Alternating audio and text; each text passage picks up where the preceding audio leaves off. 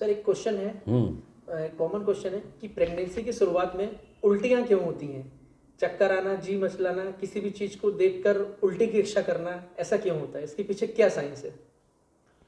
नमस्कार, मैं डॉक्टर दीपांकर बैनर्जी बोल रहा हूँ जबलपुर से। Ideal fertility IVF and genetic centre private limited, जो कि जबलपुर में मध्य प्रदेश में स्थित है। और मैं गायनिकोलॉजिस्ट हूँ और with a special interest in reproductive medicine and foetal medicine, गर्भस्थ शिशु का भी देखभाल करता हूँ।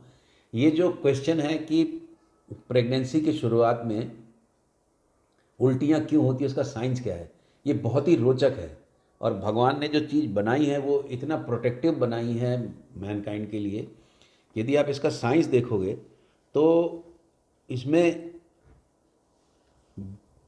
आप आईवीएफ करते हैं तो दिखता है, अदरवाइज नेचुरल प्रेगनेंसी में भी ये जो बच्चेदानी है, इस बच्चेदानी से जो अंडा यहाँ से निकला ट्यूब में और यहाँ फर्टिलाइज हुआ स्पर्म से, जो भ्रूण बना, फिर ये 5 दिन बाद आके यहाँ बैठता है। या फिर हम यहाँ बाहर एग निकाल लें और उसको फर्टिलाइज कराएं और 5 दिन तक उसको डेवलप करा के फिर यहाँ बिठाएं। किसी भी तरीके से, ये इन विवो हुआ, ये इन विट्रो हुआ। आप नोटिस करोगे इसके बैठने के 14 दिन बाद प्रेगनेंसी टेस्ट तक अधिकतर उल्टियाँ नहीं होती हैं, है ना। बट ये वाला जो पार्ट है, ये यदि इसको 0 मान लो, डे को, इसको 14 डे मान लो जहाँ पर प्रेगनेंसी टेस्ट हुआ, यहाँ फर्टिलाइजेशन हुआ, और यहाँ तक का जो पार्ट है, अधिकतर यहाँ उल्टियाँ कम होती हैं। यहाँ प्रेगनेंसी टेस्ट पता चलता है प्रेग्नेंट है।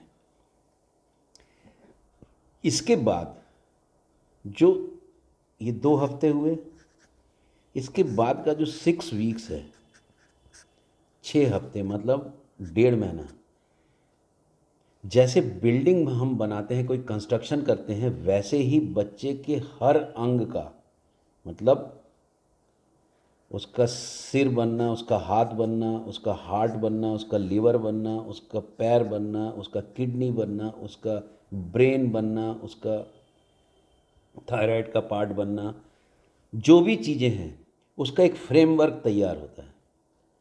मतलब जैसे हम बिल्डिंग बनाते समय हम सरिया बांधते हैं और बिल्डिंग का एक फ्रेमवर्क तैयार करते हैं, कुदरत वैसे ही इन 6 वीक्स में ये फ्रेमवर्क तैयार कराती है। इस फ्रेमवर्क के समय यदि कोई ऐसी चीज़ माँ खा ले जो कि उस दिन जो मैन्युफैक्चर हो रहा है, मान लीजिए उस दिन किडनी बन रहा था, मान लीजिए उस दिन ब्रेन का कोई पार्ट बन रहा, मान लीजिए उस दिन हार्ट का कुछ पार्ट बन रहा, उस दिन यदि कोई ऐसा सब्सटेंस या ऐसी वस्तु आ जाए तो उसके मैन्युफैक्चरिंग में प्रॉब्लम हो सकती है, मतलब उसमें डिफेक्ट हो सकता है। नेचर क्या करती है, ये वाला जो पार्ट है जिसमें ये फ्रेमवर्क बन के यहाँ बिल्डिंग तो तैयार हो गई, अब उसमें सीमेंट, गारा, मिट्टी सब लगेगा करके एक बच्चा पैदा होगा। ये जो पार्ट है, इस पार्ट में कोशिश करती है कि माँ कम से कम खाए, खाए भी तो उल्टी करे। तो ये जो उल्टी होने का जो सिस्टम है, इसको करने के लिए आप देखोगे हम यहाँ पर एक ब्लड टेस्ट करते हैं, प्रेगनेंसी टेस्ट, उसको बीटा HCG बोलते हैं।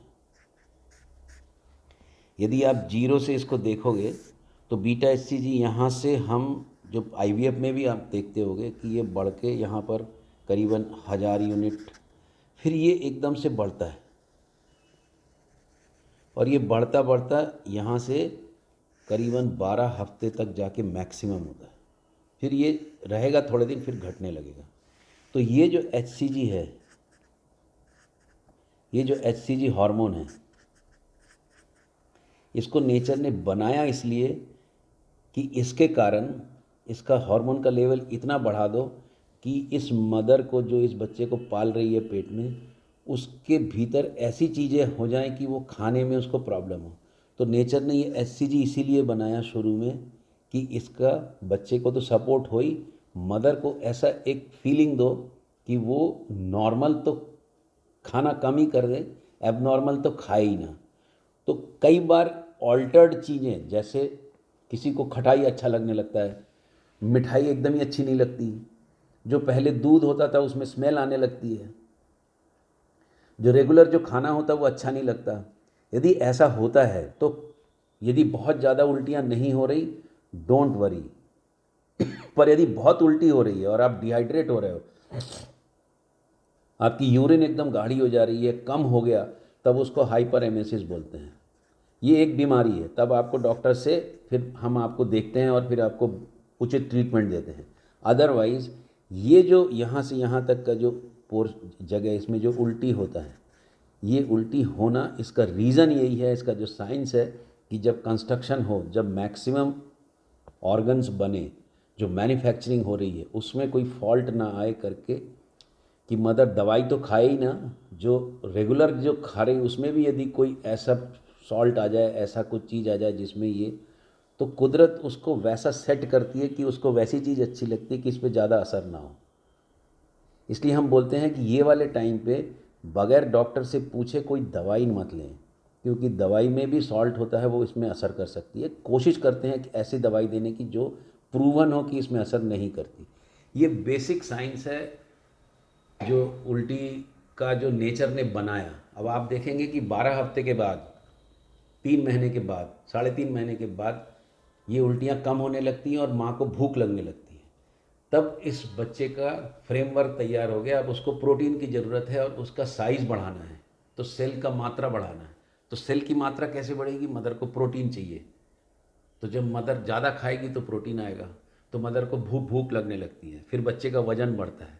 ऐसे करके ये प्रेगनेंसी आगे बढ़ती है और आप देखोगे कि बहुत सारे जो 16 वीक 4 से 5 महीने के बाद में वो इतना बढ़िया हो जाता है कि वो नॉर्मल सब खाने लगती है और बच्चे का भी वज़न बढ़ने लगता है, माँ का भी वज़न बढ़ता है। यदि 10 किलो 12 किलो तक वज़न माँ का बढ़े तो एक स्वस्थ बच्चा पैदा होता है।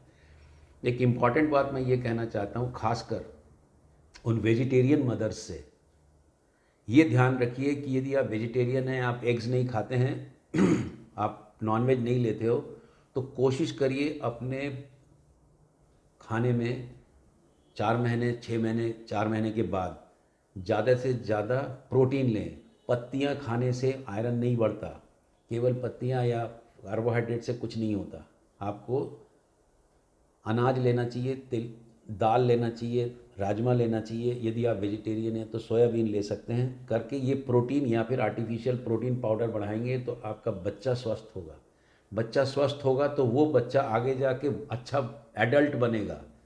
नहीं तो आप देखोगे कि जो माएँ प्रेगनेंसी के दौरान अच्छा प्रोटीन नहीं खाते, उनके बच्चे भी छोटे होते हैं, फिर वो जो नस्ल होती है, वो जो बच्चे होते हैं उनके भी छोटे होते हैं। तो कुल मिला के प्रेगनेंसी में ये मैं इसके साथ एक जोड़ना चाहता हूँ कि हैव अ गुड फूड। यदि आपको सस्ता खाना चाहिए, सस्ता प्रोटीन चाहिए, तो जो गुड़ जिसको गरम बोलते हैं आप उसको बिल्कुल मत सुनो। आप गुड़ मूंगफली का लैया साथ में रखो, घर में बना लो, उससे आपको प्रोटीन और आयरन दोनों मिलेगा। और आप यदि अच्छी जगह एक बार दिखा लें, एक अल्ट्रासाउंड करा लें, तो ये प्रेगनेंसी अच्छी तरह से कटेगी। सुनने और जुड़ने के लिए बहुत बहुत धन्यवाद। यदि आप इस चैनल को अभी तक देख रहे हैं तो इस चैनल को सब्सक्राइब करें, जिससे हमको काफ़ी प्रोत्साहन मिलता है, और आप इस चैनल के कंटेंट को शेयर भी कर सकते हैं। आप हमारे इस आइडियल फर्टिलिटी के इंस्टाग्राम पेज या फेसबुक पेज पर भी जाके अपने कमेंट्स और सुझाव दे सकते हैं। सुनने और जुड़ने के लिए बहुत बहुत धन्यवाद।